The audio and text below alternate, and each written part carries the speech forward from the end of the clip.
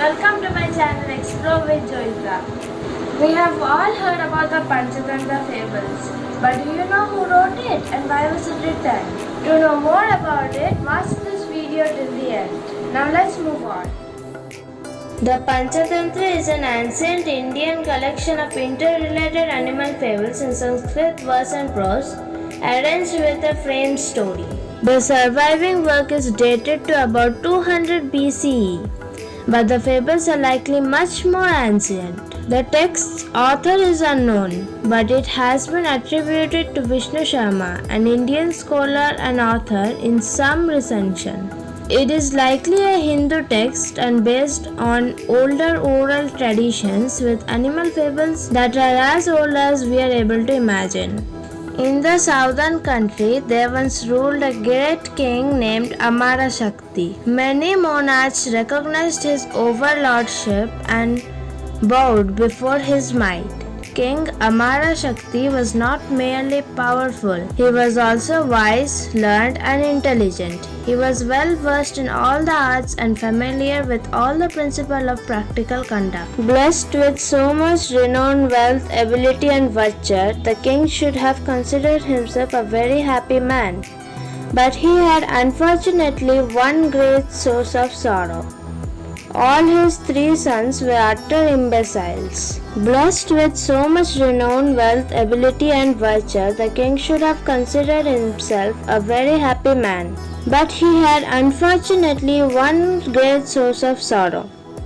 All his 3 sons were utter imbeciles. For a long time the king endured his anxiety and disappointment, hoping that in course of time the princes would overcome their stupidity. At last, one day he summoned his advisers and said, "Gentlemen, as you all know, my sons are supreme idiots. They have neither common sense nor discernment. Between them and education there seems to be a rooted hostility. When I see them, my kingdom no longer brings me any joy. It has been said that sons are of 3 kinds: those not yet born, those that are dead, and those that are fools. Well, among these, the unborn and the dead are very much to be preferred. They may cause grief for a limited period, but fools bring us sorrow throughout life. To beget a son who turns out to be a dunce is like buying a cow who neither bears a calf nor yields milk. I beseech you, gentlemen, to ponder over my problem. You must think of some method of awakening in my sons a spark of intelligence." The advisers suggested different solutions, but they carried no conviction to the king. The sciences and the arts recommended by them for the princes as a necessary preparation for the awakening of intelligence would have demanded years and years of study. The king was on the verge of despair, but one of the advisers held out hope. He said, "Your Majesty, life is short and the sciences involve much time. What we need is some kind of a process containing, so to say, the essence of all wisdom and intelligence. We must pick out the fundamental facts and separate them from the subsidiaries, as swans extract pure milk from a mixture of milk and water. Now there is only one man capable of preparing such an epitome of wisdom. That man is Vishnu Sharma. Let us entrust the princes to his care. I am sure he will make them intelligent." Accordingly, the king sent for Vishnu Sharma. When he arrived, the king said, "Sir, you will be doing me a great favor by teaching my sons the art of practical life. In return, you shall have the revenue of 100 villages." The Brahmin replied, "Listen, O king, I am not in the habit of selling learning for monetary gain. Besides, I have no use for money. I have attained a ripe old age and objects of desire no longer hold out a charm for me. So let us forget about the revenue from 100 villages, but I shall be happy to take charge of your sons. And if I do not make them within a period of 6 months master of the art of intelligent living, I shall give up my own name." The king was relieved to hear Vishnu Sharma's categorical promise. The boys were handed over to him and he took them home. Vishnu Sharma wrote more than 50 stories and divided them into 5 volumes, and hence the name Panchatantra. Having learnt these stories, the princess became thoroughly conversant with all the arts of life. At the end of 6 months, they returned to the palace cured of the imbecility, much to the delight of their royal father. The word Panchatantra can be split into 2 words as Pancha and Tantra. Pancha means 5 and Tantra means technique or strategy. So Panchatantra was narrated to teach the 5 strategies of politics, public administration and Niti Sastra. The 5 tantras of Panchatantra are 1. Mitra Bheda. Losing friend is traumatic, and why do we lose friends? Mitra Bheda are a collection of stories related to losing friends. This volume consists of 17 stories. Second, Mitra Labha or Mitra Samprapti. We also know the importance of friends and how good company leads to success. Mitra Labha is a collection of stories related to winning friends. This volume consists of 7 stories. Third, Labdha Pranasam. Everyone in their lifetime has to go through difficult circumstances.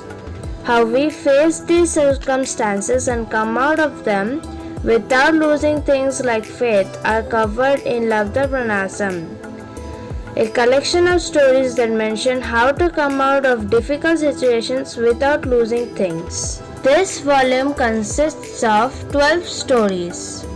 Fourth, Aparikshita Karakam. Action without thought is to be avoided at all costs. How important it is to think out and plan your actions is covered in Aparikshita Karakam, collection of stories about how imprudence leads to losing what is important. This volume consists of 14 stories. Fifth, Kakolukiam. And of course, as these stories were made up for educating the young prince, we have stories on rules and strategies of war and peace in Kakolukiam. With the natural enmity between crows and owls as the main theme, this tantra explores the various means and methods: reconciliation, attack, withdrawal, defense, seeking refuge that can be employed to defeat an opponent. This volume consists of 18 stories.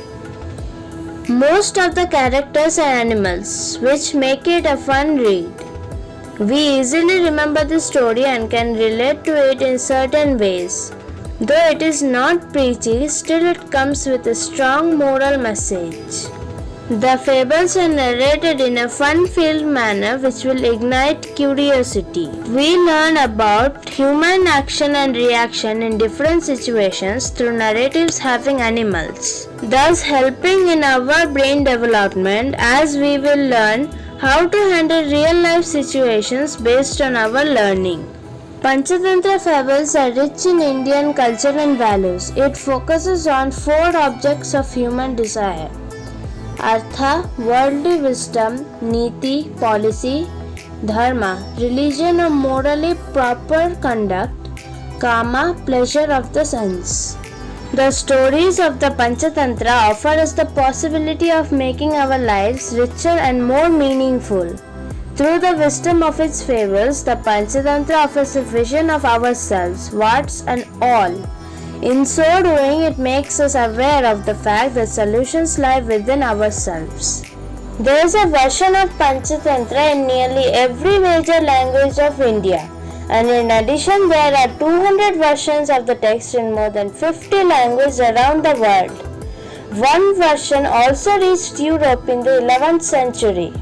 It is certainly the most frequently translated library product of India, and these stories are among the most widely known in the world. It goes by many names in many cultures.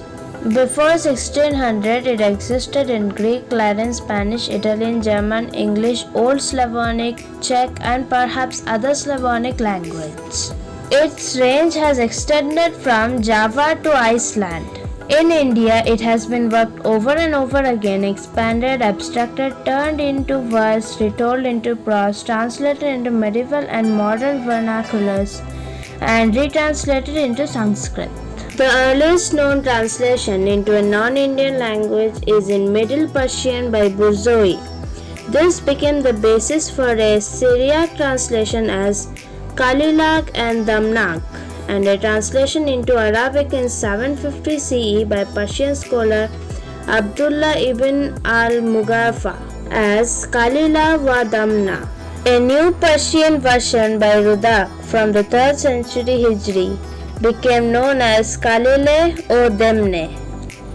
Most European versions of the text are derivative works of the 12th century Hebrew version of Panchatantra by Rabbi Joel.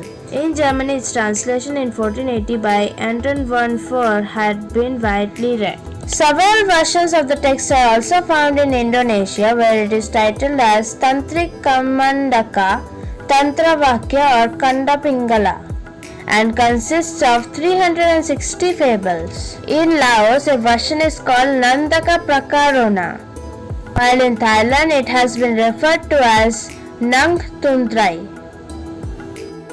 Now, don't you think that all of us must read Panchatantra? I hope this video was interesting and fascinating to you all. If it was, don't forget to subscribe and also like this video. Thank you. Bye bye.